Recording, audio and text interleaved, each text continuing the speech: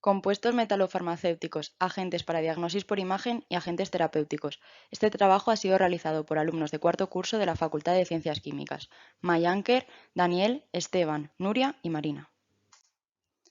Os vamos a hablar acerca de diferentes fármacos en los cuales durante su síntesis se emplean catalizadores organometálicos, además de compuestos organometálicos empleados para diagnosis por imagen. En las últimas décadas, la intersección entre la química de la coordinación y la medicina ha dado lugar a un nuevo campo de investigación, que son los compuestos metalofarmacéuticos. Con metales en su estructura, emergen como agentes prometedores tanto para la diagnosis por imagen en técnicas como la tomografía por emisión de positrones y tomografía computarizada, como para terapia de muchas enfermedades, siendo altamente eficaces. En este trabajo exploraremos el fascinante mundo de los compuestos metalofarmacéuticos, a través de ejemplos destacados y avances recientes, examinando su diseño, síntesis, propiedades y aplicaciones en los campos de la diagnosis por imagen y la terapia médica. Destacan los compuestos metalofarmacéuticos de platino, como el cisplatino, que ha sido fundamentales en la quimioterapia desde su introducción en la década de 1970. Han demostrado ser efectivos en el tratamiento de cánceres de pulmón, ovario, testículo, vejiga y otros. El mecanismo de acción de los compuestos de platino implica la formación de enlaces covalentes con el ADN de las células cancerosas, lo que inhibe su capacidad para dividirse y crecer, llevando a la muerte celular. Aunque son efectivos, tienen grandes limitaciones, como la resistencia desarrollada por las células cancerosas y los efectos secundarios como la toxicidad. Para solucionarlo, se han desarrollado nuevos compuestos de platino y estrategias de administración que buscan mejorar la eficacia y reducir los efectos secundarios. Por ejemplo, los compuestos de platino encapsulados en nanopartículas. La levodopa también es conocida como L-Dopa. Es el precursor metabólico de la dopamina. Es el medicamento aislado más eficaz en el tratamiento de la enfermedad del Parkinson. Los efectos terapéuticos y adversos de la levodopa resultan de su descarboxilación en dopamina, por medio de la enzima descarboxilasa.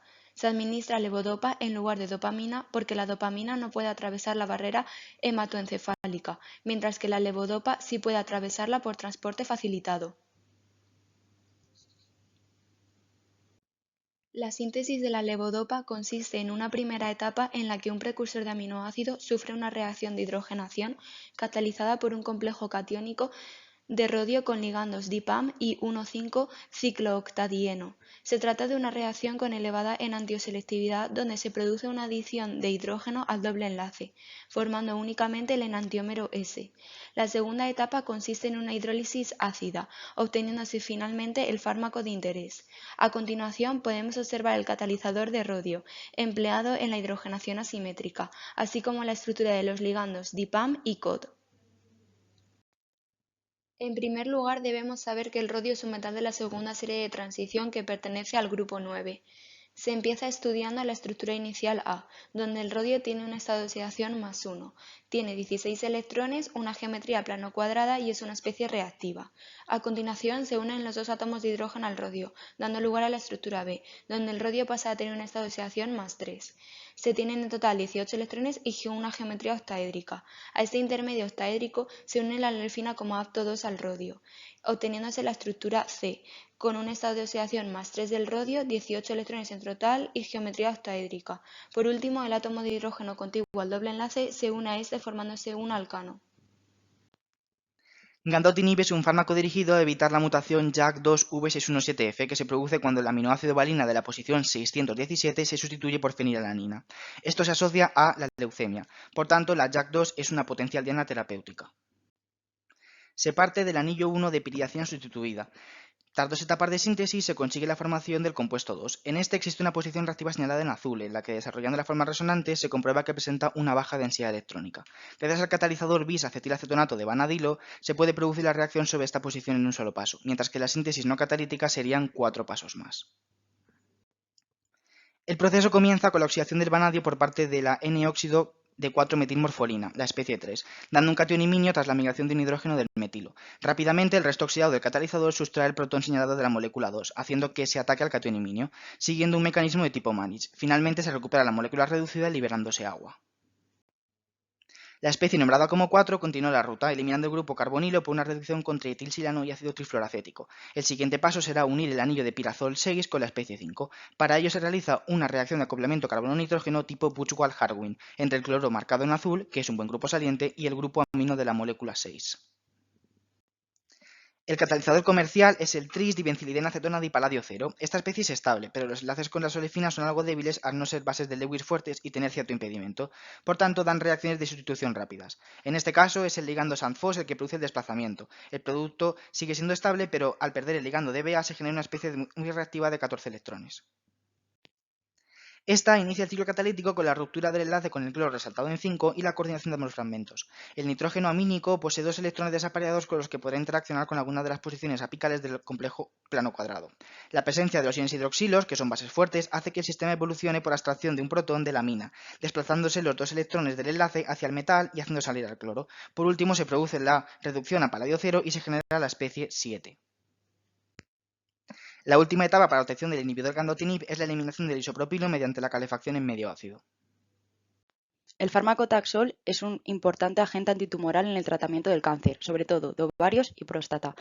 Para su síntesis se realiza la reacción de Heck intramolecular catalizada por el tetraquis trifenilfosfina de paladio. Como se acaba de mencionar, para llevar a cabo la síntesis del Taxol se realiza la reacción de Heck intramolecular empleando un catalizador de paladio.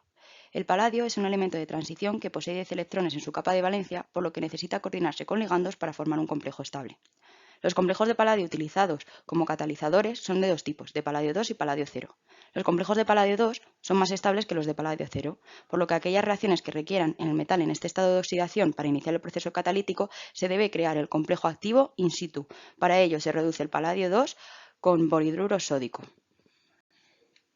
Los complejos de paladio 0 se activan por la pérdida sucesiva de 2 ligandos para dar un complejo de 14 electrones, el cual es muy reactivo. Este es el verdadero catalizador del ciclo catalítico. Para entender mejor los cambios del paladio se va a explicar el ciclo catalítico de la reacción de Heck, el cual consta de 6 etapas que a continuación veremos. En la primera etapa se adiciona al complejo de paladio 0 como electrófilo un haluro de arilo o de bencilo por adición oxidativa para dar un complejo de paladio 2 con 16 electrones. En la segunda etapa se produce el intercambio de ligandos. Este complejo de paladio 2 posee un lugar disponible en la esfera de coordinación para la inserción de la olefina. Aún así, la inserción del alqueno va precedida de una pérdida de un ligando formándose un complejo.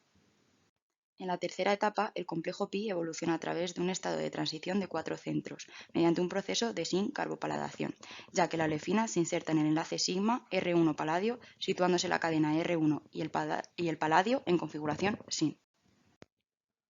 En la cuarta etapa se produce la rotación del enlace carbono-carbono para situar uno de los hidrógenos en la posición beta al paladio, en una configuración eclipsada sin.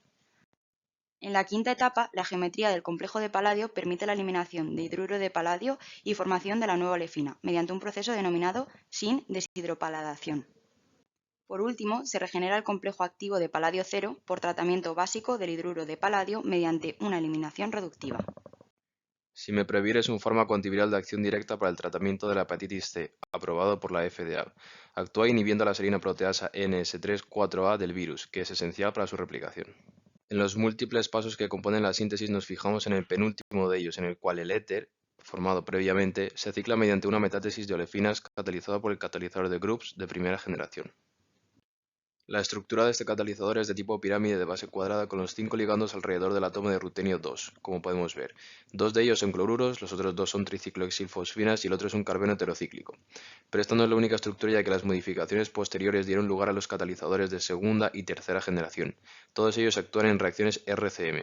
Este en concreto comienza su mecanismo mediante la activación que provoca la disociación de la fosfina, que posteriormente permite enlazarse al sustrato olefínico.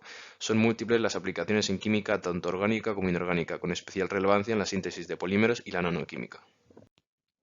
Un radiofármaco típico consta de un radiometal que se une a un quelante bifuncional y que se diseña para localizar o destruir tejidos enfermos con gran especificidad.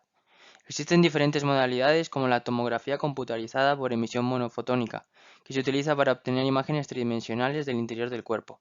Se administra al paciente un radiofármaco que emite rayos gamma y mediante un proceso computarizado se crean imágenes tridimensionales que muestran la distribución del radiofármaco en el cuerpo. Otra modalidad es la tomografía por emisión de positrones, que se utiliza trazadores radioactivos para visualizar procesos biológicos en el cuerpo. Estos emiten positrones que son detectados por un escáner generando imágenes tridimensionales del cuerpo, lo que proporciona información sobre la función y el metabolismo de los tejidos. En la técnica SPECT se utiliza el tecnecio 99 estable Sestamibi, que ha demostrado aplicaciones en el diagnóstico de enfermedades relacionadas con el corazón, riñón, hueso, cerebro e hígado. Sus complejos se han evaluado clínicamente y han demostrado ser eficaces para la captación de imágenes en pacientes con cáncer de mama y con cáncer refractario. Respecto a la técnica PET, se usa el cobre 64, que con el ligando PTSM se usa para la detección de perfusión sanguínea, mientras que con el ligando ATSM para la hipoxia tumoral. Destaca el cobre 64 DOTA, que es un emisor típico de positrones, que se produce fácilmente en grandes cantidades a partir del níquel 64. Sus complejos han demostrado ser eficaces para la obtención de imágenes en la sangre tumoral, y el cobre 64 daratumumab para la detección del mieloma múltiple, siendo más específico y con mejor resolución que el flúor 18.